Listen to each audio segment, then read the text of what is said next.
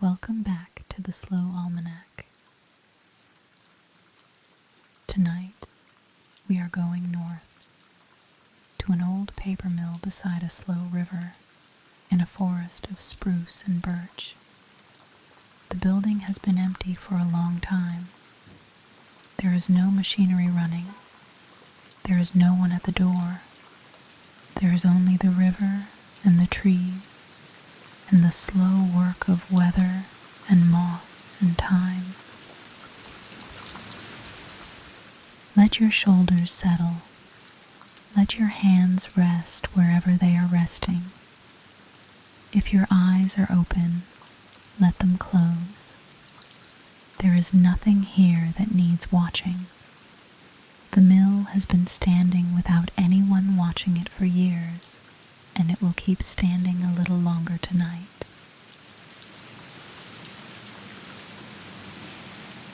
The mill is a long building set close to the river. It is made of timber and corrugated iron, and it was built at a time when people built things to last, not forever, but long enough. The walls are dark with old creosote and weather. The iron roof has gone the color of rust in most places, and in a few places it has opened into gaps. And through those gaps the sky comes in, and with the sky, the rain, and with the rain, the moss. You are standing just inside the main entrance. The doors are gone, taken or rotted, or simply left open so long they forgot to be doors anymore. The opening is wide enough to have let in large machinery once. Now it lets in the light, which comes in low and gray, the way light comes in through a forest in the north. It is the color of still water. It is the color of the underside of a cloud. The floor beneath your feet is concrete, cracked along old fault lines, and through the cracks, things are growing. Thin grasses, pale from the low light. A few small ferns, no taller than your hand, uncurling slowly in the damp. Farther along the floor, where a section of roof has been open longest, there is a young birch tree, perhaps 4 years old, perhaps 5, growing straight up through the broken concrete as if it had always been there. It is not much taller than a person. Its leaves are small and pale green, trembling in the draft that comes through the open end of the building. The river is close. You can hear it through the far wall. A low, continuous sound, not loud, not urgent. The river has been here longer than the mill. The river will be here after the mill is gone entirely. It runs north over smooth stones, between banks of spruce and alder, and it is moving now, as it always moves, carrying a little of the hillside with it, very slowly, toward the sea. The smell inside the building is old timber and damp stone, and something faintly sweet, the smell of bark and wood fiber that soaked into the concrete long ago and has never quite left. It is not an unpleasant smell. It is the smell of a place that worked hard for a long time and is now resting. The machinery is still here, most of it. The large rollers near the far end of the building, the pressing frames, the wide flat tables where the paper was dried, they are all still here, rusting quietly, draped in places with the long pale threads of old cobwebs. Nothing moves. Nothing has moved in years.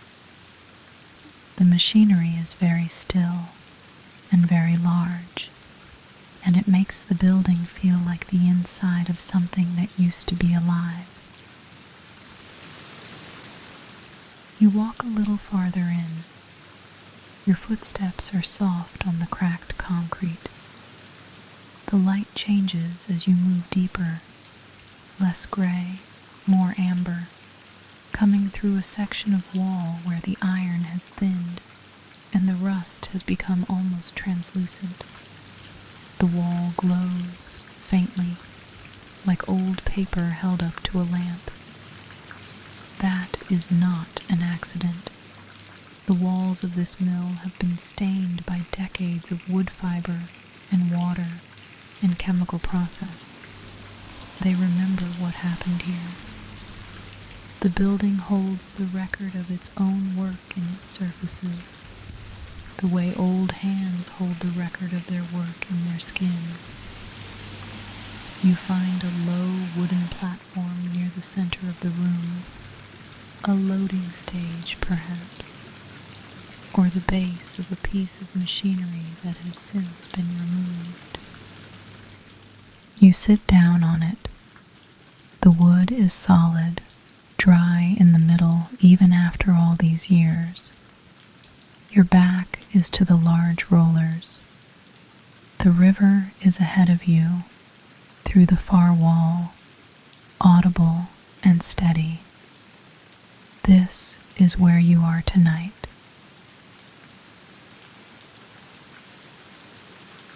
Let me say all of that again in a slightly different way.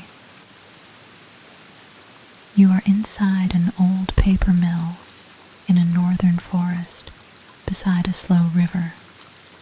The building is long and dark and still. The roof is mostly intact, but not entirely, and where it has opened, the forest has begun to come back in. A young birch grows through the floor. Moss covers the lower portions of the walls, a deep, soft green, the kind of green that takes years to arrive and stays once it does. The machinery around you is large and quiet. Rollers as wide as the room, set in iron frames. Long, flat pressing tables, their surfaces pitted with rust. Pipes along the ceiling, some of them pulled open at the joints by the slow expansion of frost and thaw over many winters. Everything is still. Everything is in the process of becoming something else, very slowly. The river moves outside. You can hear it through the timber wall, a low, unbroken sound, like the sound of breath in a large room. The river is perhaps 10 meters from the wall. In the old days, the mill drew water from it constantly. The whole process of making paper required enormous quantities of water, and the river supplied them without complaint, and the river received the wastewater back, and the river kept moving. The forest presses in from all sides. The spruce trees are close to the building on 3 sides, their lower branches brushing the iron walls in a light wind. Their roots are under the building's foundations. Their roots have been under the foundations for decades, and the foundations are beginning to show it. A slow heave in one corner, a crack along the base of the eastern wall, where a root has found its way through. The forest is patient. The forest has been waiting. Inside, the light is dim and even. There is no direct sunlight. The building faces north on its long axis, and the trees shade what little southern light there is.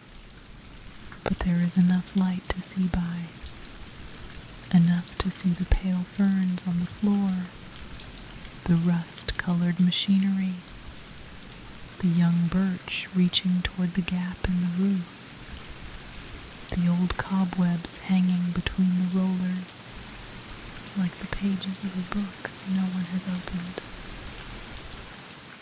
The temperature in here is cool, but not cold. The building holds the air at a steady temperature, the way all large stone and timber structures do. The mass of the walls absorbs the heat of the day and releases it at night, and the result is a kind of evenness, a constancy. In summer, it is cooler than outside. In winter, it is warmer than outside. The building moderates. It is always moderated. You are sitting on the old loading platform, in the middle of the room, with the river ahead and the forest all around. Your breathing has slowed.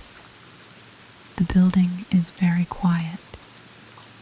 The only sounds are the river and the wind in the trees, and very occasionally, somewhere in the roof, the slow creak of a timber settling into a new position, a sound like the building adjusting itself, finding a more comfortable way to stand. There is nothing here that requires anything of you. The mill has been standing without requirements for a long time. It is good at it now. The story of what happened in this building is a story about transformation, about taking one thing apart completely and reassembling it as something else. It is a slow story, even though the machines that did it were fast by the standards of their time. The slowness was in the material, in the wood itself, which had taken decades to grow, and which the mill consumed at a rate the forest could barely keep pace with. It begins with the trees. Spruce, mostly, in this part of the world, grown in the forest that surrounds you now, or in forests like it, to the north and east. A spruce tree that was cut for pulping might have been 50 or 60 years old. It might have been taller than the roof of this building. It was felled, limbed, cut into lengths, and brought to the mill by river, floated down the same water you can hear now, through the far wall, moving steadily north. The logs came in at the river end of the building. There was a sluice there, a controlled opening in the wall, now sealed with timber and rust, through which the logs were pulled one by one from the water. They came in wet and heavy, smelling of bark and cold water. They were stripped of their bark first, in a large rotating drum that is no longer here, taken away for scrap, most likely, in the years after the mill closed. The bark fell away in long curling strips, and the pale wood beneath was revealed, smooth and slightly luminous, the color of cream. The stripped logs went next to the grinders. The grinders are still here, the largest pieces of machinery in the building, set into the floor at the far end, their stone wheels still in place, though the mechanisms that turn them are long seized. The stone wheels were pressed against the surface of the logs, turning, while a constant flow of water kept the stone cool and carried away the ground fiber. The wood did not become chips or shavings. It became a pulp, a wet, pale suspension of wood fibers in water, the consistency of thin porridge, the color of old cream. This is mechanical pulping, the simplest method. The stone simply abraded the wood apart, fiber by fiber, the way water abrades stone, not by cutting, but by persistence. The result was a pulp that still contained all the components of the original wood, the cellulose fibers that would become the paper, but also the lignin, the natural glue that holds wood fibers together in a living tree. Lignin is what makes mechanical pulp paper yellow over time. The newspapers made from it yellow within years, within decades. The lignin slowly oxidizes, and the paper darkens, and the words fade into the color of old honey. The pulp was mixed with large quantities of water and moved through pipes. Some of those pipes are still visible along the ceiling above you, wide iron pipes with flange joints running the length of the building to the bleaching vats. The vats are gone now, but their outlines remain in the concrete floor. Rectangular depressions, perhaps 2 meters long and 1 meter deep, filled now with a thin layer of settled dust and the occasional small puddle of rainwater. In the vats, the pulp was treated with a bleaching agent, a solution that reacted with the colored compounds in the wood fiber and broke them apart, leaving the fiber paler, closer to white. The process was not gentle. The chemicals were strong, and the smell, in the working days of this mill, would have been sharp and present, a smell that got into clothing and hair and stayed. The workers who spent their days in this building carried the smell of the process with them. Their hands were often slightly roughened by the chemistry of the work. The bleached pulp was diluted further, more water, always more water, until it was almost entirely liquid, perhaps 1 part fiber to 100 parts water. This thin suspension was then pumped to the paper machines, the wide flat tables you can see along the south wall, their surfaces now brown with rust, their drainage screens long corroded. The suspension was spread across a moving wire mesh, a fine screen that let the water drain through while the fibers settled on top, tangled together, beginning to form a continuous mat.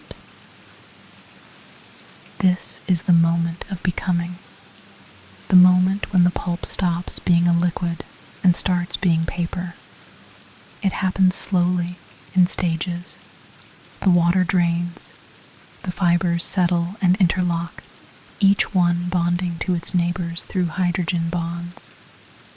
The same quiet chemical attraction that makes water molecules cling to one another. No glue is needed. The fibers hold each other simply by being wet and close together. The wet mat of fiber moved along the machine, through a series of felt rollers that pressed out more water, and then through heated drying rollers. The large cylinders at the far end of the room, still in place, still enormous, their iron surfaces mottled with old rust.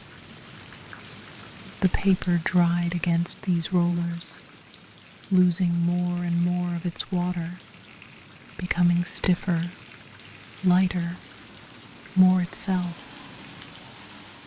By the time it reached the end of the machine, it was paper, a continuous sheet wound onto a large reel. The whole journey from log to paper took perhaps a few hours. 50 years of tree into a few hours of process. There is something worth staying with in the chemistry of what happened here. The cellulose fiber that makes paper is one of the most common materials in the living world. Every plant cell wall contains it. It is the structural material of all plant life, the thing that lets a blade of grass stand upright, that lets a tree grow 100 feet into the air.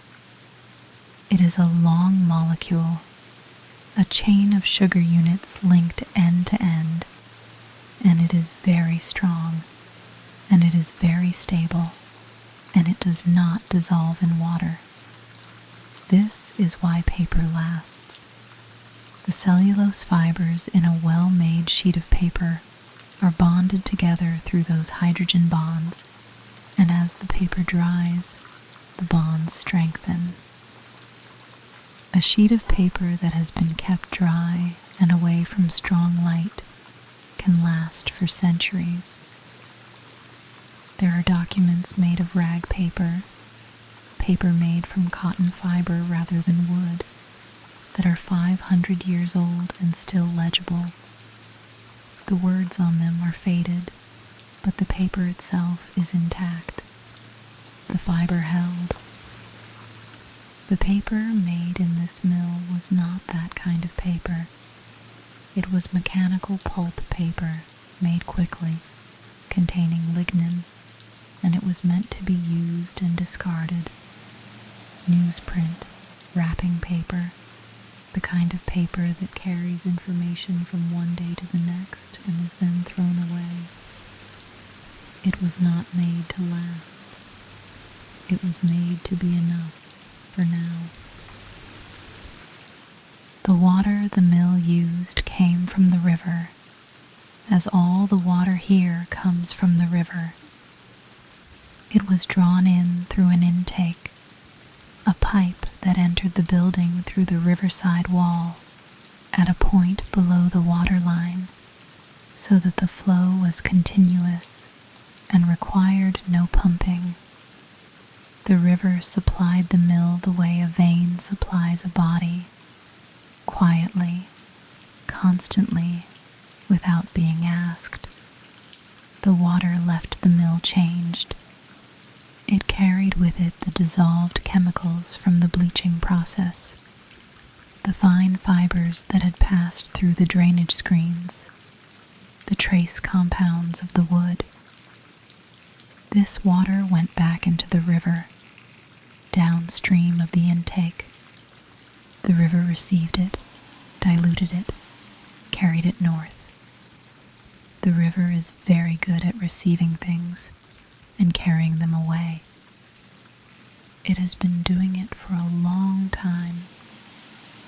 In the years when this mill was running, the river downstream of it would have been slightly different from the river upstream. A little cloudier, perhaps, in certain seasons. A little different in its chemistry. The organisms in the river, the small invertebrates in the gravel, the plants along the banks, adjusted the way organisms adjust to the conditions they find themselves in, gradually, over generations. Now the mill is closed, and the river has been receiving only itself for years, and it has returned, in most ways, to what it was before. The gravel is clean. The plants grow along the banks without interruption. The river doesn't know the mill was ever there. The river keeps moving. The logic of the paper machine, the logic of this whole building, was the logic of flow. Everything moved in one direction, from the river end to the output end. Logs in, paper out, water in, water out. The building was designed around this flow, and you can still read it in the layout of the space around you. The wide entrance at the river end the processing machinery in the middle, the drying and rolling equipment at the far end, the loading dock at the output end, where the finished reels of paper were stacked onto vehicles and taken south toward the towns that needed them. The flow has stopped, but the shape of it is still here, in the architecture of the building. The building is a record of a process, the way a riverbed is a record of a river. Even if the water stopped tomorrow, you could look at the shape of the valley and know that something had flowed through it for a long time in one direction.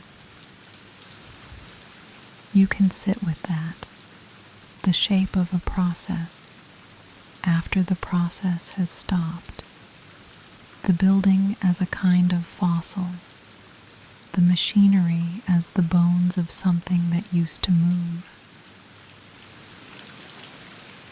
Let me come back to where you are sitting. The loading platform, the center of the room, the river audible through the far wall, the young birch growing through the floor to your left, its leaves pale in the gray light, the moss on the lower walls, deep green, advancing slowly inward from the corners.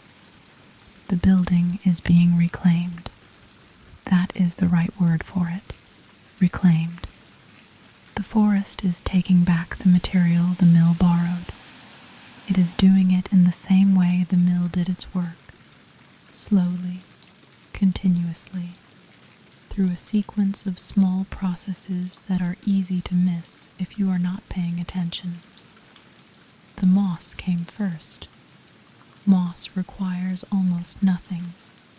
A surface, some moisture, some light. The damp walls of this building offered all three. The moss arrived as spores carried on the wind, and it settled on the north-facing surfaces first, where the moisture lingers longest. It has been growing inward from those surfaces for years, a millimeter at a time, covering the old creosote and the rust with a layer of living green. The ferns came after the moss. Ferns need a little more, a thin layer of soil, or something that can act as soil. The moss provided that. As the oldest moss died and decomposed, it left behind a thin organic layer on the concrete, and into that layer, fern spores settled and germinated. The ferns you can see growing through the cracks in the floor are rooted partly in that accumulated organic matter, partly in the soil beneath the concrete, which they have reached through the cracks. The birch came last, and the birch is the most ambitious. A birch seed is very small and very light. It can travel a long distance on the wind. One arrived here, through the open roof, and found the crack in the concrete, and found the soil beneath, and germinated. That was 4 or 5 years ago. Now the tree is the height of a person, and it is growing perhaps 30 centimeters each year, and in 10 years it will be pushing against the roof, and in 20 years it will have pushed through it, and in 50 years it will be taller than the building, and the building will be much less of a building than it is now. The rust is also a process. Iron returning to iron oxide, which is what iron is in the ground before it is smelted, before it is taken from its natural state and forced into the shape of a roller or a pipe or a pressing frame. The rust is the machinery remembering what it was before it was machinery. It is a slow process, measured in decades, but it is continuous. Each winter's frost opens new cracks in the metal surface. Each spring's moisture finds those cracks. The rust advances inward from the surface, layer by layer. In 100 years, the large rollers at the end of the room may be little more than shapes on the floor, outlines of rust in the concrete where the metal was. The concrete itself will be broken open by roots and frost. The roof will be gone. The walls will be low and mossy. The birch and the other trees that will follow it will be tall enough to shade the whole footprint of the building. The forest will not have destroyed the mill. The forest will have absorbed it. The river will still be running. The river will look exactly as it looks now, low and steady, moving north over smooth stones. It will not remember the mill. It will not remember the intake pipe, or the wastewater, or the logs that floated down it in the early mornings of the working years. The river carries things away and keeps moving, and it does not keep records. You are sitting in the middle of a very slow conversation between a building and a forest. The building is made of material the forest grew. The forest is now taking that material back, slowly, through the same processes it uses on any fallen tree: moisture, microbes, roots, time. The building is in this sense just a very large fallen tree. It is just taking longer. The light in the building is very even now. The gray light of a northern afternoon or a northern morning. It is hard to say which, and it doesn't matter. The river moves, the moss grows. The birch stands in its small circle of broken concrete and reaches, without urgency, toward the gap in the roof. You don't need to hold on to any of this. The mill will be here. The forest will be here. The river will keep moving north, carrying a little of the hillside with it, the way it always has, toward the sea. Let the building settle around you. Let the river carry the rest of the day away. You are very still. The room is very still.